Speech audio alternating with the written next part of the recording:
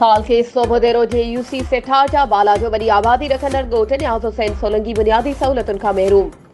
तफ़सीलन मूजिब ताल के सोबोदेरो जी यूसी सेठा जा बाला जो ॻोठ न्याज़ हुसैन सोलंकी मां 4 महीननि खां बरसाती पाणी निकाल न थियो। ॻोठाणा पंहिंजी मदद पाणी कढण लॻा। ॻोठाणनि मीडिया आरो दाहींदे चयो त बरसात के 4 महीना गुज़रण बावजूदि ॻोठ मां बरसाती पाणी निकाल नाहे कयो वियो।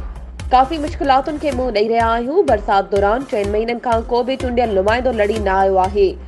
ॻोठाणा पंहिंजी मदद पाणी कढी रहिया आहिनि ऐं अज़ाब वारी ज़िंदगी गुज़ारण ते मजबूर आहिनि।